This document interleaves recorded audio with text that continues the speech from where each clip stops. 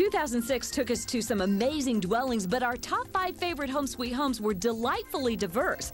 In the number 5 spot, people who sold everything to live in their luxury RVs. Number 4, Gonzo's backyard, Luis Gonzalez's triplets, new Funland.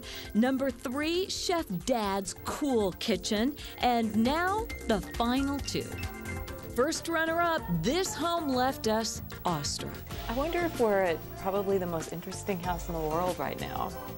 Well, it may be. That's because this is the view from above the place Brian and Yvette Beaulieu are raising their family. They have 5 freestanding pods with rooftop gardens. The shape of each pod is based on the Navajo hogan. One's their kitchen, one has their bedrooms, one's an office, one's a living room.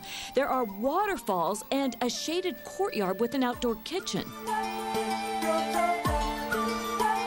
Their living arrangement was inspired by homes they admire in Polynesia or Bali. We thought, well, since it's so nice here most of the time, can we live outside and go outside all the time? So we only go inside when it's raining or when it's too cold.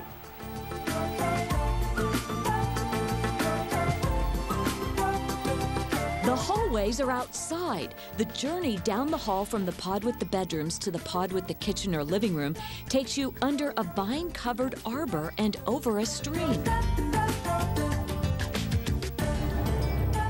It's the first time I've interviewed someone on the roof. This is where I am most of the day.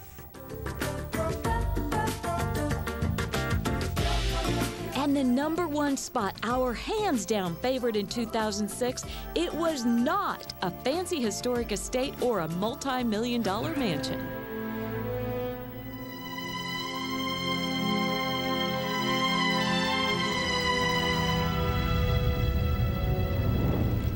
The hobbit holes in the Lord of the Rings, Fellowship of the Ring are charming to see. But for Joe Anderson, the 6th time he watched part 1 of the movie trilogy, they provided inspiration. He was in the mood to do something Shire-inspired in his backyard. That's when it came to the hobbit hole. Yeah, who has a hobbit hole?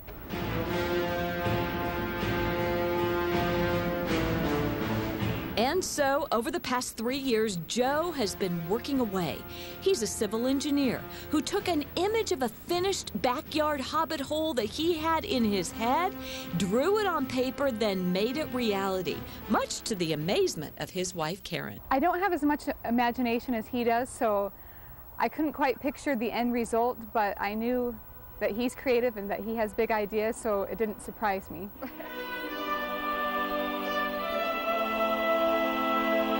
And here is Joe's hobbit house, surrounded with grass, framed by pretty blooming flowers, and accented with a water wheel. It's painted yellow and, of course, has a round door.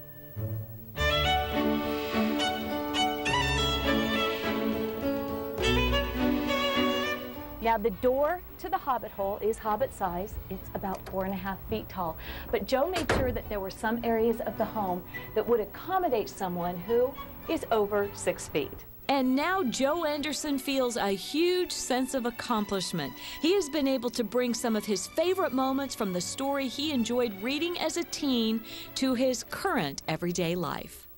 I feel... It's looking like I always envisioned it.